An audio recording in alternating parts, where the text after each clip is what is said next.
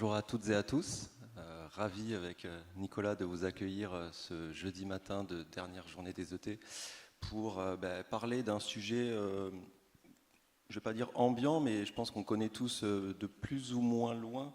Et l'idée, c'est justement d'arriver à un petit peu se rapprocher de cet outil qui est un véritable levier de communication pour nos structures et aussi pour les individus. On verra ça un tout petit peu plus tard. Donc juste, on va se présenter assez rapidement. Toi, t'as bu trop de spritz hier soir? Non, j'ai été bien ambiancé par un DJ qui était assez dynamique. Je ne sais pas si tu le connais, il faudra que je te le présente. Non. Non je crois que c'est ton frère, je l'ai vu un petit peu. Il doit me ressembler un peu. En tout cas, c'est très dur pour lui ce matin. Mais c'est ce qu'il m'a dit, mais ça va bien se passer. Non, blague à part, donc, moi je m'appelle Loïc Coissin, je m'occupe de l'accompagnement des offices de tourisme à la mission des offices de tourisme de Nouvelle-Aquitaine, particulièrement donc, sur l'accompagnement des sociopros et le volet un petit peu observation. Donc Nicolas de Dianous, j'ai eu la chance de mettre un peu d'ambiance hier soir. Merci beaucoup à celles et ceux qui étaient là. Je fais aussi partie de l'équipe Willac Travel. La team qui vous a servi 600 spritz en 1h30 et qui vous remercie beaucoup de toute la participation, l'animation à la soirée hier soir. Willac Travel, donc c'est une agence de communication digitale et nous sommes une quarantaine de personnes, toutes très actives sur LinkedIn. Et nous accompagnons les marques touristiques sur les médias sociaux, dans leur stratégie de communication et dans leur performance et leur campagne sur l'ensemble des canaux digitaux, dont LinkedIn. Et donc c'est un sujet passionnant ce matin. Donc tu as des choses à nous dire sur le sujet ? Oui, d'abord refaire la présentation de LinkedIn. LinkedIn, c'est un réseau social qui est ancien. Il y a de longues années, il y avait une sorte de rivalité entre LinkedIn et Viadeo en France. Donc là, on peut dire que c'est terminé. LinkedIn a plié le game, notamment depuis son rachat par Microsoft il y a quelques années. Donc LinkedIn est la plateforme de référence sur la communication professionnelle. Donc c'est un réseau social, c'est un vrai réseau social au sens de la définition profonde du terme de réseau social. C'est-à-dire que c'est profondément communautaire et profondément un réseau. On va voir quels sont effectivement les tenants et aboutissants et la performance de ce réseau pour votre communication, en quoi c'est un outil absolument central. Et moi, je prends toujours le prisme de la data pour commencer, comprendre un peu les ordres de grandeur. LinkedIn, c'est un réseau qui a une forte croissance, qui compte aujourd'hui une audience très importante de plus de 700 millions de personnes dans le monde. Alors la particularité, c'est que LinkedIn ne fait pas officiellement la différence entre des inscrits à moitié actifs et des actifs. Donc il faudrait avoir les chiffres et il ne les donne pas sur le nombre d'utilisateurs vraiment actifs dans le monde quotidiennement ou mensuellement. Il y a des gens qui sont inscrits sur LinkedIn, qui sont très passifs, qui ne sont pas acteurs, que ce soit se connecter, liker, interagir, entretenir son réseau. Donc on va voir tout ce qu'on peut faire avec LinkedIn. Mais c'est quand même une audience extrêmement importante sur un réseau qui était un peu outsider il y a quelques années. Et en France, c'est important de connaître les audiences de LinkedIn. Donc si on prend l'audience le chiffre le plus bas, c'est quand même 3 millions de personnes par jour qui y vont. Donc c'est quand même relativement colossal. Et on est sur 18 millions d'inscrits, 20 millions d'inscrits ou 22 millions d'inscrits, mais 18 millions de personnes qui y vont chaque mois, mesurés par médiamétrie. Encore une fois, il y a une différence entre les inscrits et les actifs. Mais voilà, on a des ordres de grandeur, on a une proportion qui nous permet de nous situer aujourd'hui sur ce qu'est LinkedIn, alors que ce n'est pas un réseau social grand public. C'est-à-dire qu'aujourd'hui, sur LinkedIn, il n'y a pas encore tout le monde. Tous les professionnels ne sont pas dessus. Il y avait un chiffre qui disait que c'était à peu près, en France, les 3/4 des actifs qui sont dessus. Je pense que c'est un tout petit peu au-dessus peut-être. Des actifs de la population ne sont pas tous actifs sur LinkedIn, bien qu'inscrits, et qu'il est fortement possible, et là c'est un avis totalement subjectif, il est fortement possible que les publics, les salariés les moins diplômés, d'un milieu social ou d'une catégorie socio-professionnelle les moins rémunérés ou les moins diplômés ne soient pas sur LinkedIn. Ça rejoint d'ailleurs ce qu'on se disait hier lors de la conférence sur les réflexions digitales dont on a parlé hier, c'était que quand vous avez besoin de travailler votre marque employeur, LinkedIn, on va en parler, c'est vraiment incontournable, mais il y a encore certaines personnes, notamment sur des métiers peu rémunérés, sur des métiers difficiles, où on a besoin d'aller ailleurs que sur LinkedIn. Et je parlais hier de Accor, qui fait de la communication sur des jobs, notamment jobs d'été, etc., sur TikTok. Parce que sur LinkedIn, il n'y a pas tous les étudiants, il n'y a pas tous les jeunes diplômés. Voilà, donc c'est important de garder l'écosystème en tête. Mais effectivement, LinkedIn est en forte croissance et devient un pilier incontournable. Moi, j'ai l'habitude de dire que, quelle que soit la taille de votre structure touristique, il y a aujourd'hui un triptyque qui est quasiment incontournable, y compris pour un petit socio-professionnel. C'est vraiment de travailler Facebook, Instagram et LinkedIn. Parce qu'on doit rationaliser les efforts. Il y a des moyens qui sont limités. Avec l'explosion des réseaux sociaux et des canaux de communication digitaux, on peut être un peu perdu. Il faut rationaliser les choses en se concentrant sur ces trois-là, Facebook, Instagram et LinkedIn. On peut peut-être essayer de faire une étude qui vaut ce qu'elle vaut, mais à la hauteur du groupe de ce matin. Qui est inscrit sur LinkedIn à ce jour? Juste inscrit. Alors, comme tout le monde lève la main, on peut inverser. Qui n'est pas sur LinkedIn? Il n'y a qu'une personne dans la salle qui n'est pas sur LinkedIn. Et parmi les inscrits, qui est actif? Oui, c'est quasiment tout le monde aussi. Okay. Actif, c'est-à-dire que vous êtes connecté depuis moins d'un mois.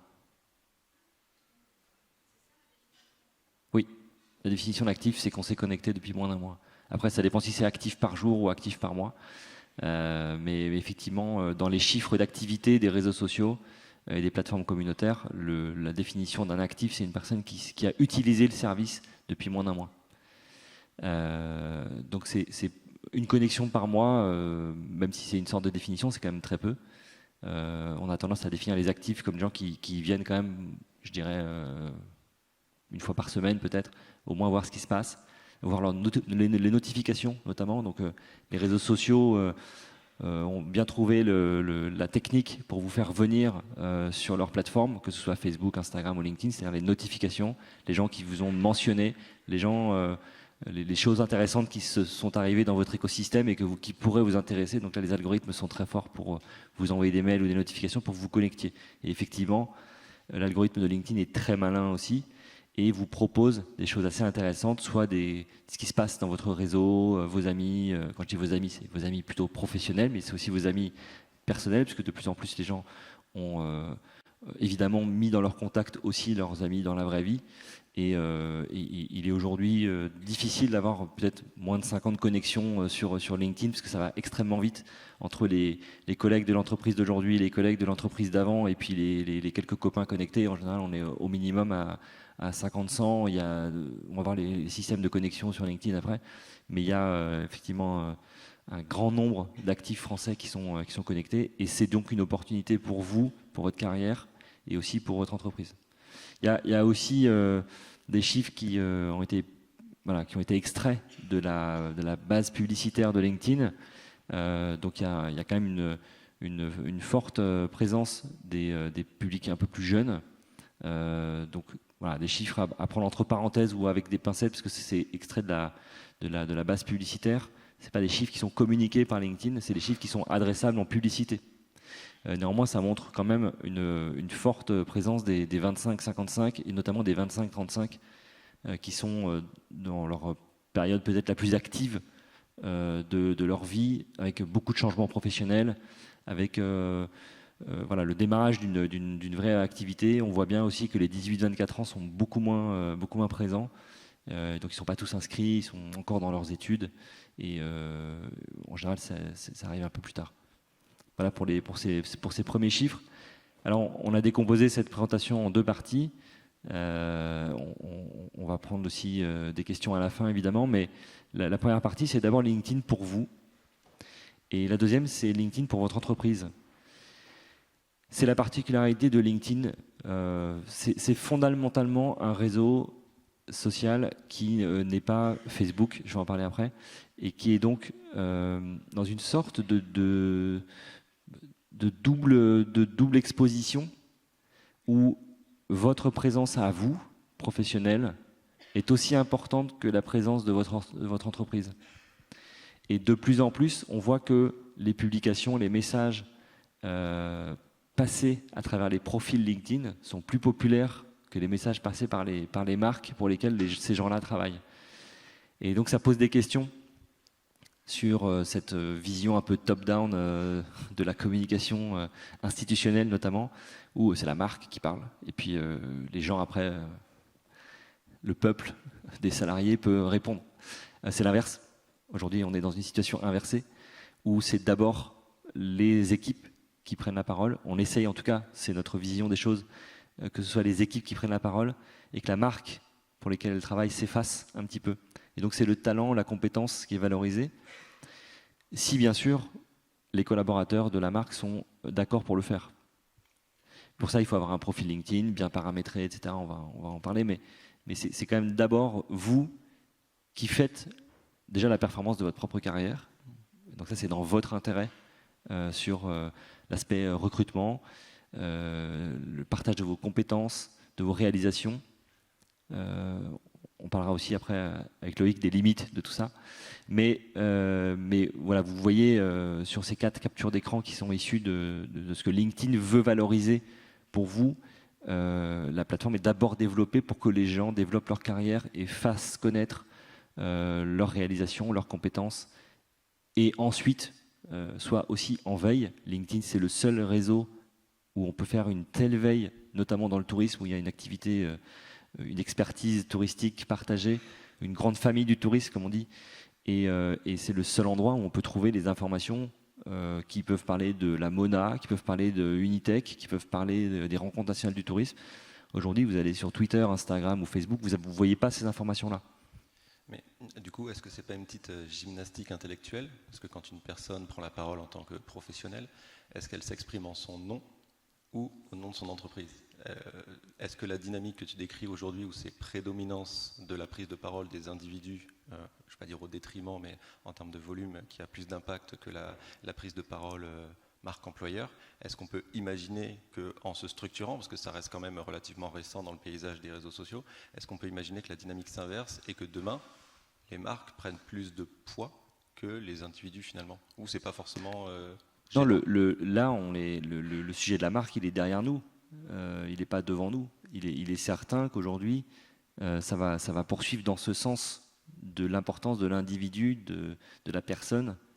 C'est le sens de l'histoire, en fait. C'est le sens aussi des réflexions, des aspirations sociétales, presque, des individus qui veulent plus être un numéro dans une entreprise, qui veulent être mis en avant, qui veulent plus être invisibilisés et au contraire être valorisés. Et c'est toute la dimension d'une démarche RSE. C'est pour ça que c'est pas que un sujet de j'ai un compte LinkedIn performant. C'est un sujet de qui vous êtes dans votre organisation, comment votre organisation vous intègre à la stratégie LinkedIn. Donc, bien sûr que vous devez travailler votre réseau, je vais en parler juste après, et booster votre carrière et utiliser LinkedIn à ces fins-là.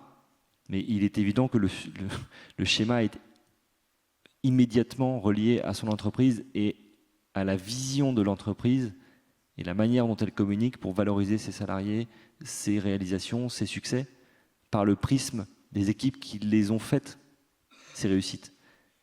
Et non pas que par le prisme du président ou de la présidente ou du directeur ou de la directrice, ou même de la structure elle-même qui invisibilise aujourd'hui les équipes. Donc il y a une dimension philosophique un petit peu derrière tout ça, de la valorisation de l'individu et de ses compétences.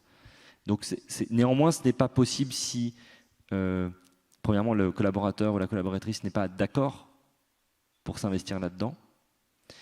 Ça existe. Il y a des gens qui ont des craintes, il y a des gens qui n'ont pas envie de parler, il y a des gens qui n'ont pas envie de partager. Donc l'invisibilité, elle est aussi très souvent du fait de la personne elle-même et pas que de la marque. Les entreprises ont quand même de plus en plus compris la manière dont il fallait que ça fonctionne. Alors, pour vous, on va reprendre quelques basiques quand même. LinkedIn, c'est pas Facebook. Donc là, j'ai mis des choses un peu neutres. Le message qui est derrière, c'est LinkedIn, c'est pas Facebook. Donc voilà, j'aimerais que le message passe. Il y a quand même beaucoup trop de publications inutiles sur LinkedIn. On est dans une réflexion éditoriale, même pour vous-même, qui doit vous valoriser. Alors, avant d'aller sur la partie éditoriale, j'aimerais parler des relations. Votre profil LinkedIn, si vous n'avez pas de relation, il sert à rien.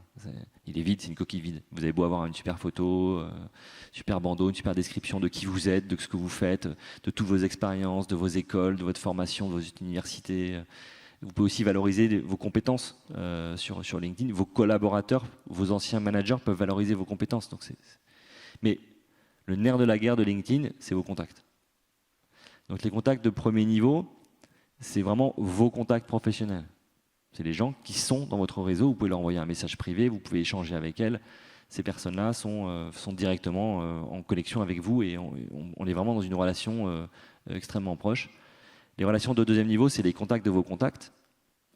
C'est-à-dire que là, potentiellement, vous et moi, dans cette salle, on a certainement beaucoup de contacts en commun. Donc on doit être au deuxième niveau pour la plupart d'entre vous, pour ceux que je ne connais pas. Et les relations de troisième niveau, c'est des contacts de vos contacts. C'est-à-dire que c'est des gens qui ne sont pas si éloignés. Alors là, c'est quasiment toute la France. Hein. Parce qu'on sait que plus on monte d'un cran et plus la population est grande. Et donc, c'est pas si éloigné que ça, en fait. Les contacts des contacts de vos contacts, ça peut paraître un peu rigolo, mais ça peut se faire assez vite. Donc, on est plutôt dans une phase de recherche. Mais quelqu'un qui n'est pas dans vos relations de troisième niveau va être quasiment compliqué à trouver sur LinkedIn. Il faut faire des recherches. Voilà.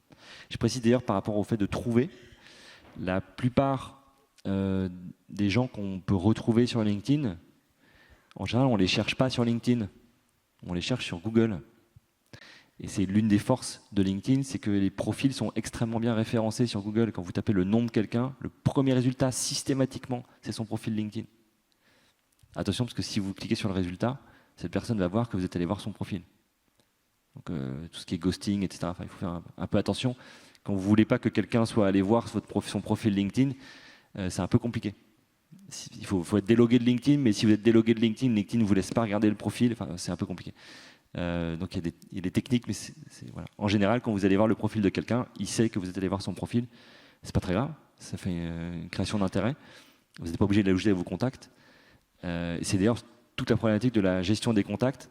C'est que parfois, on n'a pas envie d'accepter des demandes de contact. Comment on fait ? Moi, j'ai pas de solution, malheureusement. On filtre. Moi, je suis plutôt dans le filtre. Il y a des gens qui acceptent tout le monde. Toutes les demandes, ils cliquent sur accepter. Moi, c'est pas ma philosophie. Il y a autant d'usages. Je pense que Loïc, tu dois avoir encore un autre usage que le mien, mais il y a autant d'usages que de personnes. Parfois, vous allez filtrer hyper sèchement uniquement les personnes que vous connaissez hyper bien, que vous avez déjà rencontrées. Et parfois, vous allez dans l'opportunité, un peu comme moi, de se dire, cette personne-là, c'est un contact de deuxième niveau. Elle ou il est dans une structure touristique, ça me parle. Je l'ajoute à mon réseau et puis j'espère qu'on pourra continuer la conversation pour des échanges informels, pour parler business et peut-être aussi pour s'entraider. On a beaucoup de demandes d'entraide sur le recrutement, sur les projets, les étudiants qui nous contactent aussi sur LinkedIn pour leur mémoire, pour des sondages. Donc voilà, on ne peut pas répondre à tout, mais en tout cas, c'est hyper important de comprendre cette organisation du réseau et de se dire que ce n'est pas la course au nombre d'abonnés ou au nombre de personnes que vous avez dans vos contacts, mais si vous avez 30 contacts, l'impact de vos publications, de vos messages va être compliqué. Si vous êtes dans cette salle, c'est que vous avez envie d'utiliser mieux LinkedIn. Et donc mon conseil, c'est quand même d'élargir votre réseau, non pas le plus possible, mais le mieux possible, avec des contacts de qualité, des gens qui peuvent vous apporter des choses, du savoir, ou des gens que vous avez envie de suivre aussi. Donc vous n'êtes pas obligé d'ajouter à vos contacts. Les profils LinkedIn les plus connus, vous ne pouvez pas facilement les ajouter à vos contacts. Le bouton qui est sur leur profil, c'est suivre, c'est pas ajouter aux contacts. Ça, c'est un paramètre que vous pouvez modifier vous-même. Si vous trouvez que vous recevez beaucoup trop de demandes entrantes parce que vous êtes un peu connu, eh bien, vous pouvez aller dans votre profil et dire que le bouton par défaut qui est sur votre profil, c'est plus entrer en contact, c'est me suivre. Donc sur des stars de LinkedIn, ça peut être très utile. Il y a même une option pour vraiment les gens qui sont très très sollicités, c'est qu'on doit rentrer l'email professionnel de la personne pour pouvoir l'ajouter à ses contacts. Sur certains dirigeants, ça m'est arrivé. Donc j'ai dû fouiller dans mes mails pour retrouver son mail et passer le filtre. Sur le sujet de la gestion des contacts, est-ce que tu vois ou verrais un intérêt à faire un tri régulier pour en enlever, comme on peut le faire sur d'autres réseaux, ou sur celui-ci, pas d'intérêt particulier, même si j'entends ce que tu dis sur le quantique et pas le nerf de la guerre, mais est-ce que c'est une pratique à laquelle il faut s'astreindre quand on est vraiment actif sur ce réseau-là? C'est une très bonne question par rapport aux dérives. Parfois, on ajoute un peu rapidement quelqu'un qui va partager des publications Facebook sur LinkedIn, qui va partager ses life goals ou la naissance de ses enfants ou des trucs qui n'ont pas leur place. Enfin, à mes yeux, qui n'ont pas leur place sur LinkedIn. Et aux yeux de pas mal de gens, parce qu'il y a de moins en moins de posts comme ça. Je pense que l'algorithme de LinkedIn a compris qu'il y avait une lassitude des gens sur des posts qui n'ont pas un intérêt, qui sont plus dans l'autosatisfaction de la personne qui a fait cette publication. Donc pour répondre à ta question, c'est un peu rugueux quand même d'enlever quelqu'un de ses contacts, mais il faut le faire si jamais cette personne pollue votre fil d'actualité, que vous savez qu'il n'y a pas d'opportunité, il n'y a pas d'enrichissement mutuel à trouver dans la relation. Ou alors quelqu'un avec qui vous êtes brouillé, mais enfin là c'est même d'ailleurs, je pense, assez. Je pense qu'il ne faut pas le faire non plus. Si quelqu'un vous êtes brouillé professionnellement avec quelqu'un, je ne pense pas qu'il faut le retirer de vos contacts LinkedIn. Vous savez, la vie est longue et peut-être qu'un jour vous allez vous réconcilier. Enfin, je vous le souhaite en tout cas. Et par conséquent, ça va faire un peu bizarre le jour où vous allez vous réconcilier. Il va falloir se rajouter sur LinkedIn. Donc voilà, on a des capacités de filtre. Il vaut mieux garder les gens dans vos contacts. Sauf si vraiment vous avez fait une erreur de casting. Mais oui, c'est arrivé. Moi, j'ai dû enlever peut-être 1 ou 2 personnes depuis que je suis sur LinkedIn, genre erreur de casting. Tu comptes pas te réconcilier avec eux alors? Et non, c'est vraiment des gens que j'ai acceptés par politesse, mais qui partagent leurs opinions politiques. On va en parler juste après. C'est des choses qu'il ne faut pas faire. Qu'est-ce que c'est que ça? Ah oui, de quoi parler? Voilà, on y est. Et les animations. Ça marche plus. T'as cassé la presse. Vas-y. Oui, alors 4-5 points sur de quoi vous pouvez parler sur LinkedIn. Il y a beaucoup de gens qui n'osent pas prendre la parole sur LinkedIn. Donc ça y est, vous pouvez franchir un cap. Alors je vais passer, attention, on va passer avec Loïc sur paramétrer votre profil, quelle taille de photo. Tout ça, vous trouvez ça sur Internet. Il y a des dizaines de tutoriels, d'articles pour vous dire quelle est la meilleure photo qu'il faut mettre, le meilleur bandeau. Enfin, ça nous paraissait moins intéressant à vous partager ce matin.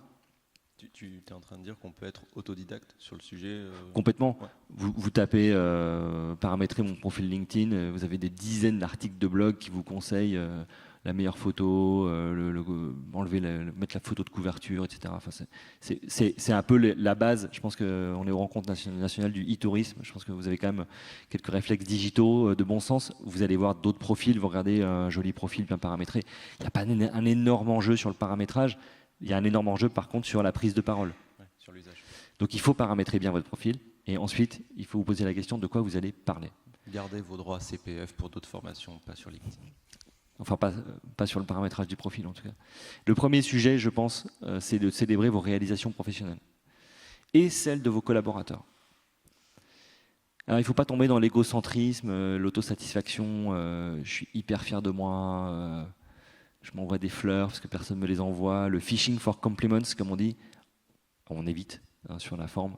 Par contre, on peut être très heureux d'avoir réalisé ou très satisfait. Voilà, il y a des mots à trouver dans le partage de réalisations professionnelles. La manière de ne pas le faire d'une façon trop égocentrique, c'est de valoriser les gens avec qui vous l'avez fait. En fait, un projet, ça ne se fait jamais tout seul. Il y a toujours des parties prenantes, soit des partenaires, des entreprises, soit des collègues, soit des dirigeants qui vous ont permis de faire ça, ou des équipes avec lesquelles vous avez collaboré. Et donc le Le poids d'une publication LinkedIn sur la célébration des réalisations professionnelles va être très différent si vous taguez des gens, si vous êtes dans le remerciement et dans l'inclusion, que si vous êtes un peu dans l'égoïsme et l'égocentrisme. La frontière est mince parce que ça fait un peu injonction à la réussite. Et c'est des choses qu'on voit, je pense, régulièrement sur ce réseau-là, où des fois on dit wow, toujours le même type de publi, où c'est obligation d'être successful si on veut s'autoriser à pouvoir publier sur ce type de réseau. Donc il y a quand même une frontière, et on le verra plus loin sur la stratégie de contenu, mais quand même assez, je veux dire, mince, mais surtout stratégique dans la construction, quoi. On n'est pas obligé de tout partager, je vous déconseille de tout partager. C'est peut-être aussi la rareté qui va faire le succès de ce type de publication. Les gens qui célèbrent toutes les semaines une réalisation professionnelle, c'est inquiétant. Enfin, je pense que c'est trop. Et il y a d'autres sujets, on va en voir un deuxième. On peut parler des actualités de votre secteur et rebondir dessus. C'est des sujets passionnants, ça, sans donner une analyse, parce que vous n'êtes pas forcément un ponte de tous les sujets, mais vous avez quand même quelques expertises personnelles, un regard. Toi, Loïc, tu as une expertise à la Mona. S'il y a une actualité qui vient concerner ton expertise, je peux rebondir dessus. Si Facebook annonce des résultats X ou Y, ou si le groupe Meta annonce des actualités intéressantes, je peux rebondir dessus. C'est une actualité du secteur. Ou le tourisme, c'est une actualité du secteur, je peux rebondir dessus. Il y a aussi rebondir sur les actualités RH. Ça, c'est très important. Sur les évolutions de votre équipe, sur vos évolutions RH aussi, on va voir des exemples. Mais quand je parle de secteur, je parle vraiment de votre environnement direct, qui est le secteur d'activité dans lequel vous travaillez, mais aussi l'équipe dans laquelle vous travaillez. La troisième proposition que j'aurais à vous faire sur votre profil perso, c'est d'analyser ou de questionner une tendance. Donc on n'est pas sur une actu, on est plutôt sur un sujet de fond. Un sujet de fond sur l'évolution des usages. Tout à l'heure, il y aura les awards de la communication digitale à 11h30, vers 11h, 11h30. Et là, on sent qu'il y a des tendances de fond. Ce n'est pas un sujet de la semaine dernière, quoi. C'est un sujet, ça fait 2 ans, 3 ans qu'il y a une tendance de fond. D'ailleurs, la responsabilité de la communication, des sujets dont on a beaucoup évoqué hier dans les différentes conférences, sont des éléments de tendance qui peuvent amener une analyse ou une question. Et LinkedIn, parfois, c'est fait pour ça aussi. Ça ne va pas être toutes les 5 minutes, mais se questionner, c'est aussi interroger son réseau et lui proposer de participer à la réflexion. La 4e proposition éditoriale que je vous ferai, ce serait de partager un retour d'expérience, même négatif.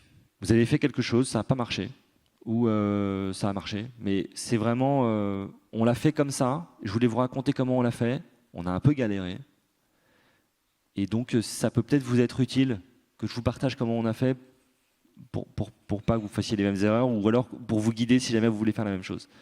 C'est différent de ses propres réalisations. C'est plutôt vraiment, on se livre un peu plus, quoi, personnellement, sur comment ça s'est fait, comment on l'a vécu, sans tomber dans le pathos. C'est l'enfer, les posts LinkedIn qui sont un peu pathos. Faut pas être larmoyant. On est pro, quoi. Il y a Facebook pour les émotions, etc. Et Insta pour les selfies de satisfaction sur des trucs. Mais le retour d'expérience profond, même négatif, moi j'incite beaucoup, notamment les dirigeants et les managers, à faire des retours d'expérience négatifs. C'est vraiment ça. On descend de son piédestal, on se rend beaucoup plus humain, on est instructif pour les autres. Donc il y a une dimension pédagogique aussi, une dimension que je trouve assez responsable pour se dire, on l'a fait comme ça. C'est un peu américain d'ailleurs comme méthode, mais je recommande de faire ça. Et puis, dans tous ces sujets-là, il y en a d'autres, bien sûr. La RSE et la vraie vie doivent rester en tête. Il y a des gens, leur profil LinkedIn, on dirait que c'est des Wonder Man ou Wonder Woman. On dirait qu'ils sont complètement déconnectés, ils ont des vies parfaites comme sur Instagram, et ils ont des jobs parfaits, des équipes parfaites, j'adore ma team, etc. Non. La vie professionnelle, elle est difficile. Et donc la démarche RSE, vous connaissez les aspects des démarches RSE, on évite d'utiliser certains mots, on évite de parler de certains sujets.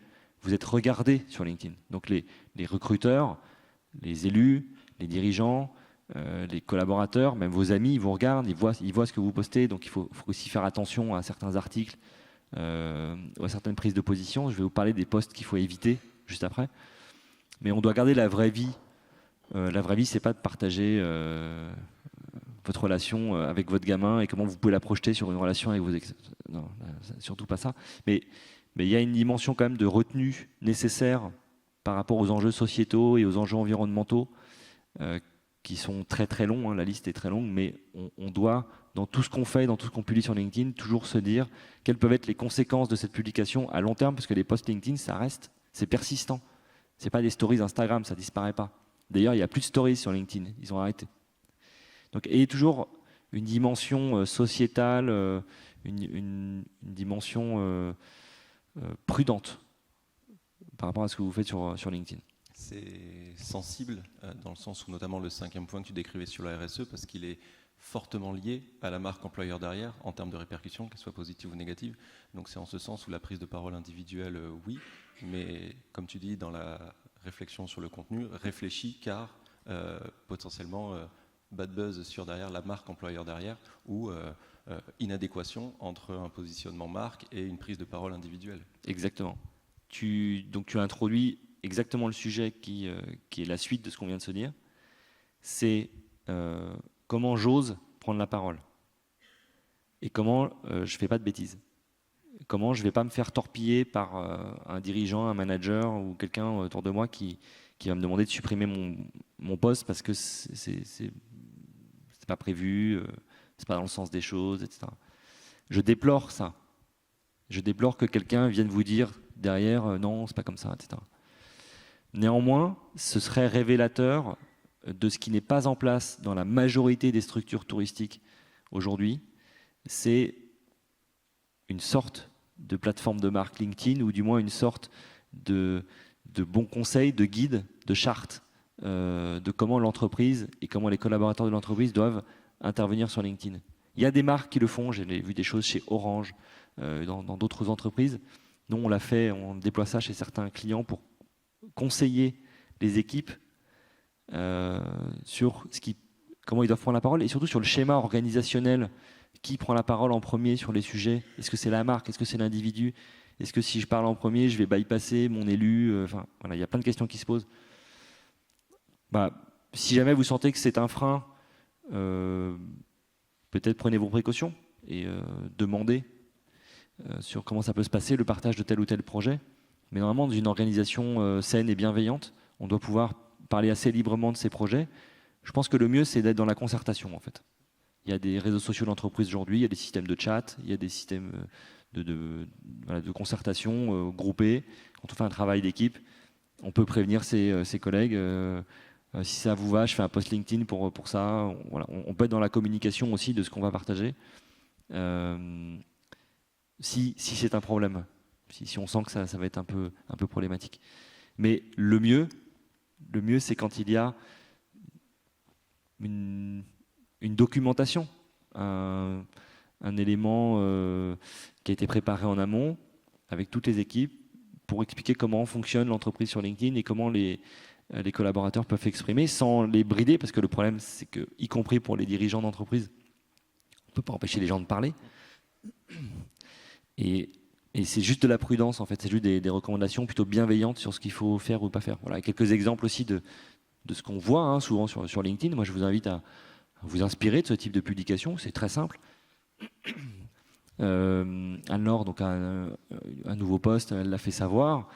Julia, elle a bossé tout 3 jours sur un salon où elle a interviewé 50 personnes. Elle a fait une petite maquette, un petit montage des gens qu'elle a vus pendant 3 jours et c'était hyper bien fait. Thibaut, il a célébré une réussite professionnelle avec son équipe et il valorise un travail d'équipe de manière assez drôle d'ailleurs. LinkedIn, c'est pas parce que c'est un réseau social professionnel qu'on n'a pas le droit de mettre des choses amusantes.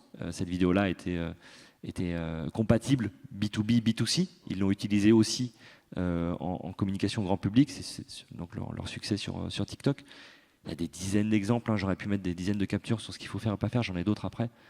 Mais c'est très diversifié. Évidemment,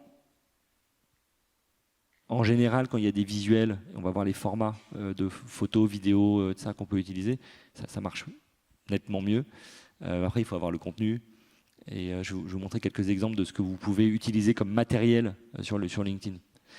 Prendre la parole sur LinkedIn, ça peut être aussi un petit peu sérieux. Ça peut être une tribune. Et il y a certains décideurs, mais aussi certaines personnes qui prennent l'initiative. Alors, il faut la concerter, mais de faire une tribune beaucoup plus longue. Donc, c'est des articles sur LinkedIn. C'est un format de post qui existe et qui est intéressant.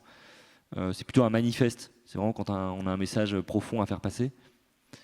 Je ne pense pas que ce soit réservé qu'aux décideurs. Si on est dans la concertation, on peut vraiment se dire tiens, on va écrire un article à 2 mains, 3 mains, enfin, 4 mains, 6 mains.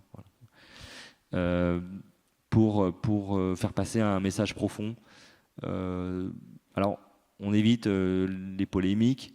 Néanmoins, on peut partager un sujet un peu sensible qui nécessite de s'y plonger un peu plus longuement que juste les 10 lignes ou les 5 lignes d'un post LinkedIn où ce serait insuffisant en termes de dialectique pour expliquer là comme un sujet un peu difficile sur l'inclusivité, la parité, qui est le thème de cet article-là, par exemple.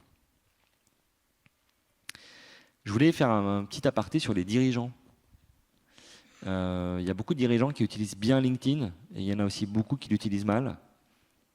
Donc j'ai quelques conseils à partager si vous voulez les faire remonter, si vous avez des soucis avec vos directeurs et vos directrices. Si vous voulez les inciter à s'y mettre aussi. Alors la petite parenthèse, le fun fact du jour, c'est chez We Like Travel, on anime des pages LinkedIn de dirigeants. Ça peut vous faire marrer, mais c'est-à-dire qu'il y a des dirigeants qui ne savent pas utiliser LinkedIn ou qui ont peur de l'utiliser mal. Et donc, ils nous demandent, en tant qu'agence, d'être leur voix et d'écrire à leur place. Et ça se fait en fait beaucoup. Alors, c'est plutôt des grands dirigeants, c'est des gens qui n'ont pas le temps, déjà, qui ont 500 ou 5000 salariés dans leur équipe et ils ont autre chose à faire que de gérer leur post LinkedIn dans le détail. Ils valident, mais on écrit pour eux, on est à leur ventriloque un peu. Alors c'est quand même réservé parce que c'est payé par l'entreprise, hein, donc c'est plutôt des grosses structures. Néanmoins, quelques conseils. Le dirigeant, il ne faut pas qu'il s'excuse d'être dirigeant, ou la dirigeante, il ne faut pas qu'elle s'excuse d'être dirigeante, quoi.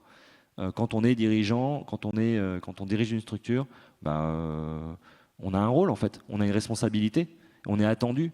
Je trouve qu'aujourd'hui, être directeur ou directrice d'une structure importante et ne pas être sur LinkedIn ou ne pas être actif sur LinkedIn, c'est une faute.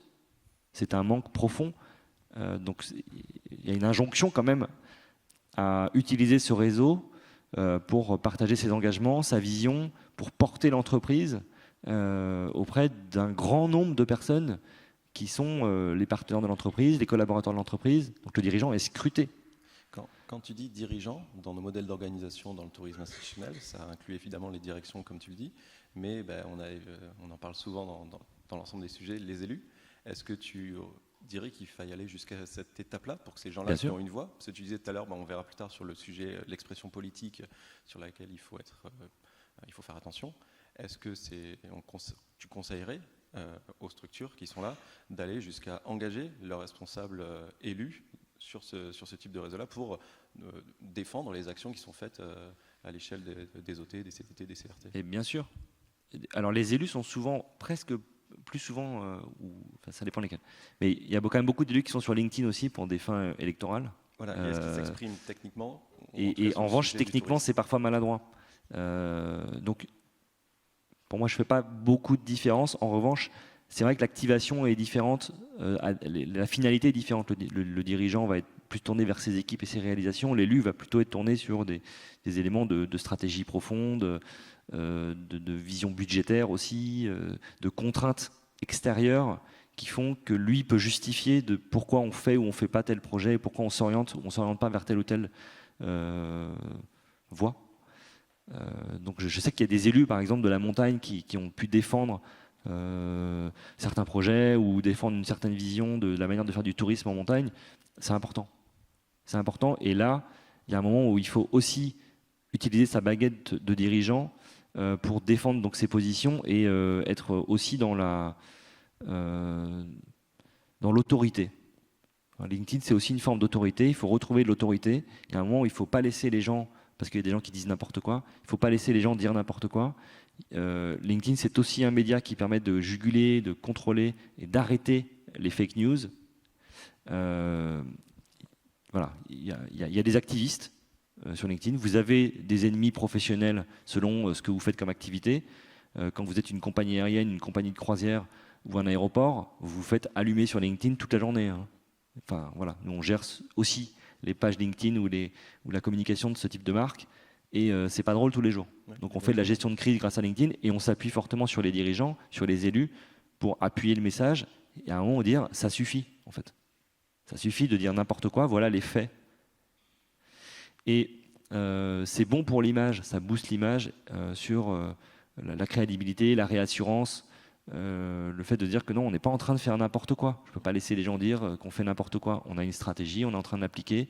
C'est un peu douloureux peut-être, ça peut vous paraître flou, mais non, voilà la feuille de route. Et puis le rôle du dirigeant, c'est aussi de créer de l'adhésion. Et donc le dirigeant et la dirigeante doivent valoriser publiquement les succès. Moi j'ai tendance à dire que on félicite publiquement et on critique en privé. Donc on félicite en public, on critique en privé. Si tout le monde pouvait faire ça, ce serait bien. Vraiment, on est dans la bienveillance, dans la valorisation, sans tomber non plus dans l'hypocrisie. Hein. Quand on n'aime pas trop quelqu'un ou on n'aime pas trop un projet, on reste modeste quand même sur l'hypocrisie. Il ne faut pas non plus faire du wow, c'est amazing, alors qu'on trouve ça complètement naze. On peut rester un peu plus sobre aussi. Voilà, donc les succès, les talents, les compétences, l'expertise, c'est aussi le rôle du dirigeant. Vous avez quelques comptes. Alors, on ne va pas comparer Jean Pinard à Michel-Édouard Leclerc. Néanmoins, ce que je voulais vous partager ici, c'était aussi la solitude du dirigeant. Il faut bien voir que LinkedIn, c'est aussi un exutoire pour partager, pour rappeler que c'est la vraie vie, qu'on est des êtres humains. On a beau être des dirigeants, on a aussi des difficultés. Il y a un moment où on a besoin de se ressourcer. J'aime beaucoup le post de Michel-Édouard Leclerc qui dit à un moment j'ai besoin de déconnecter, je vais en Bretagne et voilà ce que je fais. Et pour moi, c'est pas du Facebook ça. C'est rappeler aux dirigeants, même les plus importants en France, qu'il y a un moment où il faut aussi couper quoi. Et je trouve que c'est assez responsable comme approche. Et puis Jean qui a un moment pète un plomb quoi. C'est un poste assez intéressant. Ça suffit. En fait, je reçois trop de mails, trop de trucs. Qu'est-ce qu'on peut faire? C'est un problème pour quelqu'un qui est assez exposé comme lui. J'ai bien aimé ce poste. Je trouvais ça intéressant qu'on ouvre le débat sur les notifications, sur les injonctions à répondre, sur les réseaux sociaux, les mails, les coups de fil, les messages le dirigeant est seul aussi. La dirigeante souffre parfois de ce type d'injonction et c'est bien d'en parler sur LinkedIn. Voilà. Alors qu'est-ce qu'on évite ? On évite vraiment le partage de polémiques et d'opinions politiques. Ça ne vous servira jamais. Partager une polémique sur LinkedIn, c'est à coup sûr tendre le bâton pour se faire battre dans 2 mois quand la polémique n'était pas si polémique que ça finalement et qu'on s'est peut-être trompé sur l'analyse de la situation. Et puis les opinions politiques, alors là c'est vraiment à éviter à tout prix. À part quand vous êtes Jean-Marc Jancovici ou quand vous êtes des gens qui sont très très très experts sur leur sujet et qui doivent se rebeller un petit peu contre certaines politiques ou certaines décisions politiques. Et parfois il faut le faire. Il y a un moment où Jean d'ailleurs l'a fait, d'autres dirigeants du tourisme l'ont fait. Il y a un moment où il faut dire stop à certaines dérives politiques et donc peut-être prendre un parti, mais il faut le faire très rarement et il faut avoir la légitimité pour le faire, prendre à partie certains responsables politiques. Les conflits relationnels, j'ai vu des choses comme ça, les gens qui règlent leur compte sur LinkedIn ou qui font une petite crasse dans une publication, on évite absolument d'étaler ça. Les montages LOL, les chats, les trucs, on en voit encore des trucs rigolos sur LinkedIn, donc là il y a Facebook pour ça. Attention à la divulgation d'informations confidentielles. Là, on rejoint le process, la méthodologie de concertation et de partage. Il y a beaucoup de posts LinkedIn supprimés. En fait, quand il y a des posts LinkedIn supprimés, c'est souvent parce qu'il n'y a pas eu de concertation en amont sur qu'est-ce qu'on a le droit de dire, qu'est-ce qu'on n'a pas le droit de dire, est-ce que le tempo est le bon pour le dire. C'est pas un souci. Tu as fait un post, pas de souci, c'était un truc sur la Mona, vachement bien, etc. Mais c'est pas le moment parce qu'en fait là, l'info elle est confidentielle encore. On n'a pas validé avec l'élu ou avec machin que c'était bon. Donc est-ce que tu peux retirer ton post et tu le fais dans 2 jours s'il te plaît. Et ça c'est pas, c'est légitime des gens autour de vous qui puissent vous dire que c'est pas le moment, il faut pas communiquer là-dessus encore. D'où l'importance du cadre que tu décrivais tout à l'heure au niveau de l'organisation, sans brider, mais en mettant les règles du jeu, sans rentrer dans le process ultra rigide. Tout à fait. Mais ça va arriver quand même si tu as des process, parfois tout est bon, tout est validé, le process est respecté, mais la personne publie un peu trop vite. Ça peut être une étourderie, ça nous est arrivé aussi, donc il n'y a pas de... Pas mort d'homme non plus, mais il faut faire attention. Et puis évidemment, ça c'est sur du projet, mais il y a aussi des informations confidentielles qui resteront tout le temps confidentielles et qu'on ne doit pas partager.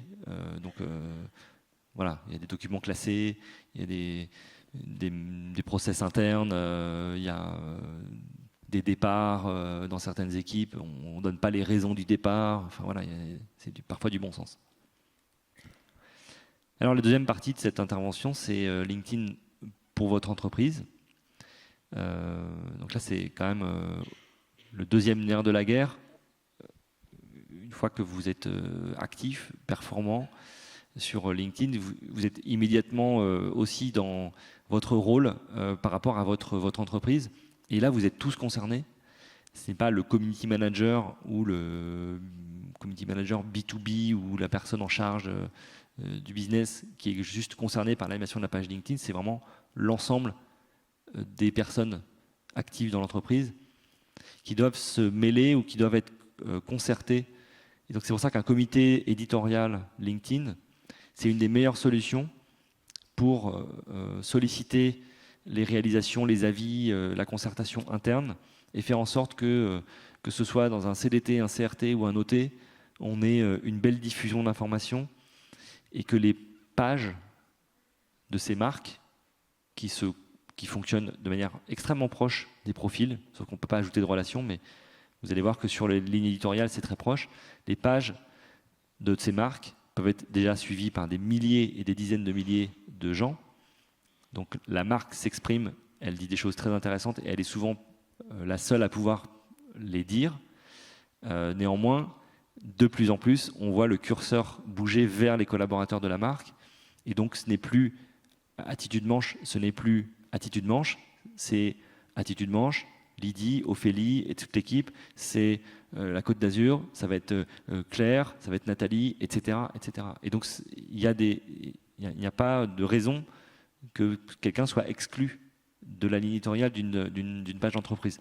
Néanmoins, là où vous êtes libre de choisir votre ligne éditoriale personnelle sur votre entreprise, vous n'êtes pas libre du tout. Et il faut clairement poser une ligne éditoriale, une stratégie éditoriale, comme on le fait exactement pour Facebook, Instagram ou d'autres réseaux sociaux, où là, on est en mode tableau Excel. Qu'est-ce que je poste la semaine prochaine? Qu'est-ce qu'on poste dans un mois? Dans 2 mois, attention, il y a le congrès, machin, un événement pro. Il va falloir qu'on s'organise sur la production de contenu LinkedIn. Là, il y a les rencontres nationales du tourisme. Qu'est-ce qu'on va faire sur LinkedIn qui va être différent d'Instagram? Et ça, c'est extrêmement important. Et puis, il y a le day-to-day. Il n'y a pas que les événements. Et il y a un moment où il faut célébrer des choses. Il faut aussi parler de sujets de fond. Donc, on prend les mêmes sujets. On recommence, comme je vais le dire tout à l'heure. Néanmoins, j'avais récupéré ce qu'on avait fait pour un client sur la mise en page, le paramétrage d'une page LinkedIn. Est-ce qu'on peut refaire ce qu'on a fait tout à l'heure? Est-ce que vous pouvez lever la main les personnes qui font partie d'une organisation qui n'a pas de page LinkedIn? Il y en a quand même pas mal. Ouais, ça veut dire que là, vous êtes sur LinkedIn, vous êtes actif, mais vous dépendez d'une organisation qui n'a pas de page LinkedIn ou d'une page LinkedIn qui n'est pas animée. Et donc là, cette slide peut vous donner quelques conseils déjà pour lancer cette page et la paramétrer correctement. C'est un peu de la vulgarisation, mais c'est néanmoins important que vous allez voir, notamment sur la marque employeur, que les salariés, les futurs salariés de cette structure arrivent sur une page qui est bien paramétrée. qui partage aussi ses informations, sa mission, son rôle, son secteur, sa spécialité, tous ces éléments de différenciation. Là, on est quand même sur un truc assez différent du profil LinkedIn. Il y a LinkedIn, d'ailleurs, sur le site de LinkedIn, vous avez des conseils pour paramétrer vos pages.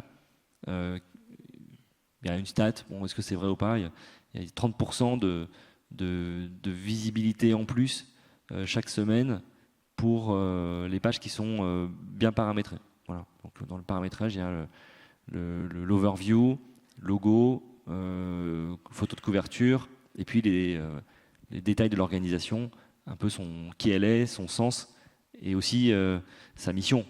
Là, on est dans un projet aussi. Quand tu parlais RSE tout à l'heure, effectivement, là, tu peux clairement exprimer ta raison d'être. Et je ne sais plus à quel moment hier, on évoquait pour peut-être l'avenir des offices de tourisme, entreprise à mission demain. Enfin, là, ça prend tout son sens en termes de communication et d'expression.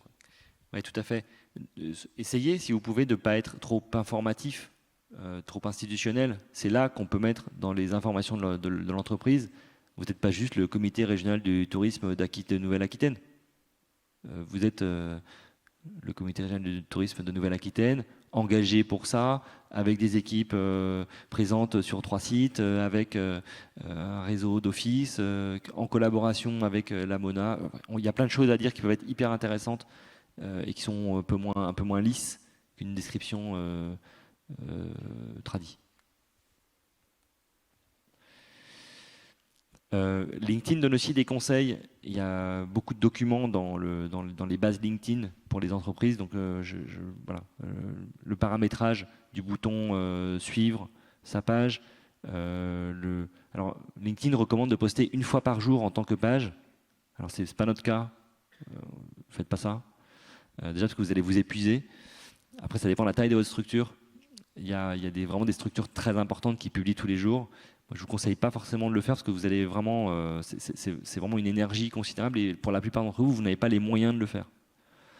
Néanmoins, la réalité, c'est qu'effectivement, quand vous publiez tous les jours, vous avez plus d'audience. Genre beaucoup plus. Et là, c'est un peu paradoxal, mais effectivement, les marques qui sont très actives sur LinkedIn ont plus d'audience, plus d'abonnés, il y a une vraie dynamique qui se crée. Donc, ne postez pas trop rarement et essayez de poster assez fréquemment. Moi, je vous recommande au moins 2 publications par semaine. Vous allez voir, c'est pas si difficile que ça. Quand on recense les équipes, les projets, alors si vous êtes 2 dans une start-up, c'est plus difficile, et encore. Mais il y a quand même des dizaines de choses à raconter. Enfin, hier, on a passé du temps avec Visit Britain en atelier et puis en plénière.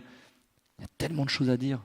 En fait, on peut faire un post tous les jours quasiment sur tout ce qui se passe sur la promotion du tourisme en Grande-Bretagne, en France, sur le grand public, sur le business, sur le MICE, sur le trade, sur les engagements sociétaux, sur la belle photo qui a cartonné hier, sur les succès, etc. Il y a énormément de choses. D'ailleurs, la page de la MONA est très bien animée aussi, bon, un peu moins fréquemment. Mais voilà, si vous avez des choses à raconter, ne vous privez pas, n'en faites pas plus, mais vous pouvez aller, dans certains cas, jusqu'à 1 fois par jour. Ça marche très bien. Et puis la promotion croisée de votre page, 1 fois par semaine, je pense que c'est trop. C'est peut-être 1 fois par mois. Mais faites connaître votre page. Elle mérite d'être connue, votre page. Donc, la taguer dans les posts des collaborateurs. Et puis dans certains cas, faire du cross-canal, c'est-à-dire, ça peut quasiment être un post Instagram qui dit on recrute un social media manager, voilà le lien qui renvoie vers LinkedIn, par exemple. Je vais vous montrer les dispositifs de recrutement juste après. Bon, et puis il y a d'autres conseils, 1 fois par mois, 1 fois par trimestre. Voilà. Mais effectivement, c'est important là en bas. Invitez vos relations personnelles à suivre votre page. Au début, quand on démarre sur LinkedIn, c'est difficile. On a lancé sa page d'entreprise, il y a 10 abonnés, dont 9 collaborateurs. C'est pas simple. Vos contacts personnels sont la première cible à inviter à suivre votre page professionnelle. Alors, je dis ça et en même temps, l'un des trucs qui me gonfle le plus depuis quelques semaines, c'est le nombre d'invitations qu'on reçoit à suivre des pages pro. Mais parfois, ça fait plaisir aussi et on les suit. Donc, mais ne vous privez pas de le faire. Ça passe à l'envers. Mais... Ah oui. Alors, de quoi on parle sur une page LinkedIn et non pas sur un profil LinkedIn? Eh ben, on prend quand même un peu les mêmes sujets et on recommence. Un tout petit peu différemment, mais c'est pareil. On célèbre les réalisations de l'entreprise, on cite les collaborateurs, on rebondit sur les actualités du secteur, notamment RH, on analyse, on questionne une tendance, on partage un retour d'expérience, etc., etc. C'est la même chose, sauf que c'est avec un ton d'entreprise. C'est pas je, c'est nous, c'est on, c'est le collectif, et c'est l'entreprise qui va valoriser des collaborateurs, des personnes, mais qui va à peu près faire les mêmes choses, en plus d'autres formats de publication dont je vais vous parler juste après. La différence, c'est que vous parlez un peu comme vous voulez, en suivant les conseils qu'on vient d'évoquer, quand vous êtes une personne. Par contre, quand vous êtes une entreprise, là, c'est un peu plus compliqué. Le territoire d'expression doit être extrêmement bien balisé. Et là, c'est la vraie différence. Donc, les sujets sont très proches, mais la vraie différence, c'est la manière de les raconter. Il faut... Là, j'ai mis un truc standard, hein, c'est pas ça qu'il faut faire forcément. Mais il faut vous imprégner de ça et décider de comment va être la tonalité de vos publications. Est-ce qu'il y a du cool? Est-ce qu'il y a de l'informel? Est-ce que c'est du positif, du confiant? Est-ce que c'est très réjoui ou très sobre? Voilà, c'est vous qui décidez de ce ton. Donc les curseurs, vous les placez comme vous voulez. Il y a la ponctuation, le phrasé. Il y a quand même là des conseils plutôt partagés sur la longueur des phrases, sur la manière de s'exprimer. On ne met pas 14 points d'exclamation. Voilà. Les emojis aussi, c'est extrêmement utile. Il ne faut pas en abuser non plus. On sait que l'emoji, c'est quasiment un deuxième langage. Donc on ne peut pas... je trouve que c'est dommage de se priver en tant qu'entreprise d'utiliser les emojis qui sont vraiment un phénomène pour moi sociétal profond qui désinstitutionnalise. On est dans la coolisation un peu de la communication. Moi, je trouve ça important que ça existe. Après, c'est pas la fête non plus, quoi. On est quand même une entreprise. Des ribambelles d'emojis, parfois, voilà. Donc, les doux, c'est oui, utiliser certains emojis. Les don'ts, c'est attention à l'abus et aussi à certains emojis qui sont plutôt perso et qui n'ont pas forcément leur place, qui ne sont pas assez professionnels pour LinkedIn. Et puis les pronoms personnels, c'est difficile ça aussi. Quand on est sur LinkedIn, on ne dit pas « je » en tant qu'entreprise. On dit « nous », on dit « on dit notre structure ». Voilà. Alors, « on », il y a un débat sur le « on ». Moi, j'aime bien le « on ». Pas mal de gens, donc je l'ai quand même posé. La plupart des gens disent que le « on » est trop familier, trop généraliste ou trop impliquant. Bon, ça dépend. Ça dépend. Et ne tutoyez pas. Ne tutoyez pas. Je l'ai fait moi avant-hier. J'ai dit on est sur notre stand à Pau, tu passes nous voir. Mais c'est parce que je suis sur mon profil perso. Et puis les gens qui sont dans mon réseau, je les connais. Mais sur une page LinkedIn, c'est pas du tout possible. C'est du bon sens, mais néanmoins, ça doit être posé, ça. Parce que en fonction de si vous êtes le CRT Côte d'Azur ou la start-up machin, on va pas parler de la même manière, quoi. C'est tout à fait normal. Quand vous publiez sur une page, avant de foncer, connaissez déjà, en fonction de vos objectifs, les différents formats visuels, on va en parler juste après, mais d'abord, les différentes opportunités de publication que vous offre LinkedIn. LinkedIn, ce n'est pas juste un texte et une photo. Il y a de nombreux types de publications que vous pouvez faire pour dire que vous recrutez, pour dire que vous créez un événement. J'ai mis un exemple de la Mona juste après. Pour faire un sondage, pour célébrer quelque chose. On célèbre nos 10 ans. We Like Travel, l'année prochaine, on va certainement utiliser ça. On célèbre nos 10 ans. On peut mettre une vidéo, on peut mettre une photo et un document. Je vais vous montrer. Le document, c'est un élément passionnant. Et puis, vraiment, l'un des axes centraux, c'est l'aspect recrutement. Je pense que tous dans la salle et ceux qui nous regardent, on a des difficultés en ce moment à recruter. Et bien parler, bien paramétrer ses comptes, c'est un premier pas. Mais faire savoir que vous recrutez, c'est LinkedIn qui va être le véhicule principal de CV, de pub, de poste. Je vais vous montrer des exemples juste après, mais en tout cas, voilà comment se déroule quand vous cliquez sur ces liens, voilà comment se déroule et quelle est la proposition de LinkedIn pour vous faciliter la tâche en tant que community manager LinkedIn de page. même si vous n'êtes pas community manager, mine de rien, si vous animez une page LinkedIn, vous êtes un community manager de facto. Et donc l'offre d'emploi, c'est à ça que ça ressemble. Ça peut être gratuit. Alors quand c'est gratuit, c'est un peu court. Le succès d'une offre d'emploi sur LinkedIn, c'est quand c'est payant. C'est comme ça que LinkedIn gagne de l'argent. C'est grâce à la publicité. LinkedIn fonctionne comme Facebook, comme Meta. Il se finance par la publicité, et d'abord par la publicité d'offres d'emploi, qui vous permet premièrement de toucher les personnes que vous ciblez avec une précision chirurgicale, parce que comme les gens remplissent leur poste, on sait exactement qui on va cibler. Donc si on veut quelqu'un qui a travaillé dans tel ou tel secteur ou pour telle ou telle marque, on peut le faire. Et si on veut quelqu'un qui est forcément manager ou directeur ou directrice, c'est pareil, on peut le faire. Donc il y a des catégorisations de postes qu'on peut cibler. C'est la machine à CV, là, ce que tu es en train de raconter. C'est une machine à CV, alors c'est une machine à tri des CV, quoi. C'est-à-dire que quand on sponsorise des offres d'emploi sur LinkedIn, on a en général au moins 30% de gens qui ont vu de la lumière et qui sont passés par là et ils ont appuyé sur le bouton candidater, alors qu'ils n'ont pas du tout le profil. Mais on a quand même un bon 50% de très bons CV ou de bons CV qui correspondent vraiment au type de poste qu'on veut recruter. Et c'est grâce à la capacité de ciblage de LinkedIn qui connaît les intitulés de poste et qui sait que si vous cherchez un directeur d'exploitation technique ou une directrice éditoriale, presse, Par les temps qu'il faut, voilà. C'est assez riche, quoi. Oui, ces métiers existent déjà sur LinkedIn et donc il y a déjà des gens qui ont renseigné leur profil et qui font déjà ce métier-là. Donc si on veut débaucher quelqu'un ou embaucher une personne qui est en recherche d'emploi, c'est assez facile. Donc on peut partager ça d'abord sur la page et le sponsoriser ensuite. On peut créer un sondage, pas mal de marques qui le font. Alors là, ça va être hyper encadré parce que si la marque demande à sa communauté de répondre à des questions, il faut que les questions soient bien bordées. Le sondage, il ne faut pas en faire trop, mais ça peut être très intéressant pour avoir sondé la communauté.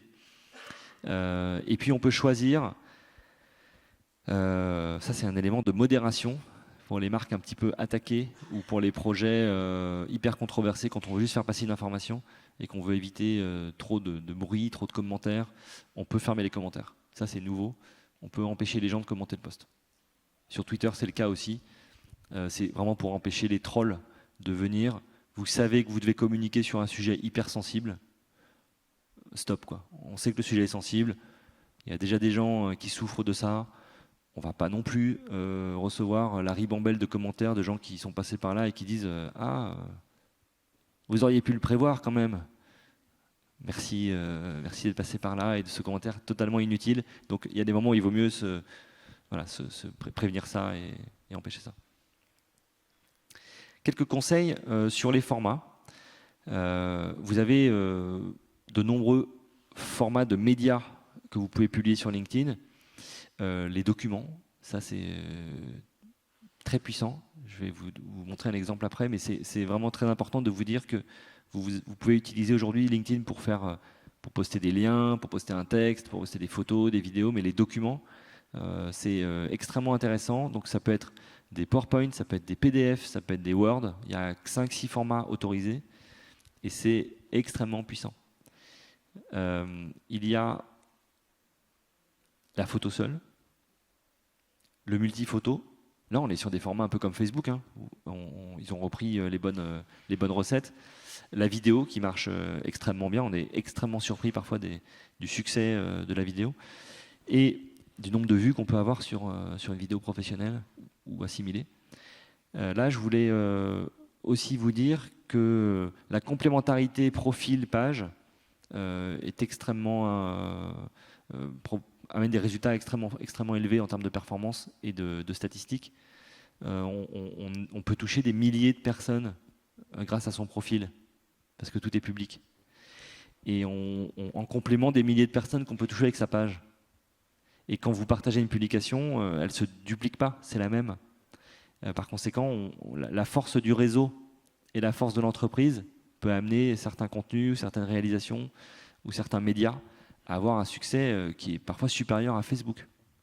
en nombre de vues, donc il ne faut pas sous-estimer la capacité de LinkedIn à générer la performance, d'autant plus si la publication est sponsorisée, puisque sur LinkedIn, je ne peux pas trop m'étendre dessus, parce que ça fonctionne exactement comme Meta, mais sur LinkedIn, il y a évidemment la plateforme publicitaire qui permet de valoriser, de booster ses contenus. Vous avez le carrousel cliquable, le sondage, on les a vus. Alors, moi je voulais vous parler de ça, donc la puissance du document, combien de rapports d'activité, combien de brochures chouettes, combien de PDF magnifiques, franchement, n'ont pas eu l'audience qu'ils méritaient dans les années passées. LinkedIn résout le problème et vous offre 2 opportunités. La première, c'est de valoriser un document long et beau, qui peut être un rapport d'activité, qui est un document souvent indigeste et qui est lu par personne, et à le valoriser. Alors il faut que la forme soit sympa, mais à le valoriser sur LinkedIn en tant que PDF ou en tant que document qu'on peut d'ailleurs télécharger. Et faire passer des idées sous forme de carrousel.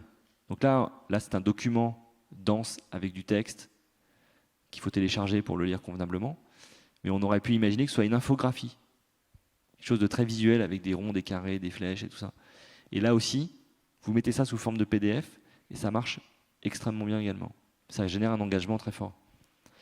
Les gens s'arrêtent sur la publication et la consultent et ils slident le PDF. Donc c'est vraiment puissant le document. Et un autre truc très puissant, c'est le tag des collaborateurs et des partenaires. Bon, tout le monde le fait maintenant. Mais taguer ses équipes, taguer les gens avec qui on travaille, taguer les entreprises dans les photos et les visuels qu'on publie, c'est un booster de visibilité, vous imaginez même pas. C'est ça qui apporte parfois des centaines, des milliers de vues à une publication. Alors déjà, c'est valorisant. Bon, on ne doit pas tomber dans le... Parfois, il y a des posts LinkedIn où il y a 50 noms tagués en dessous pour que les gens les voient. Alors ça, c'est l'extrême inverse, donc il faut éviter ça.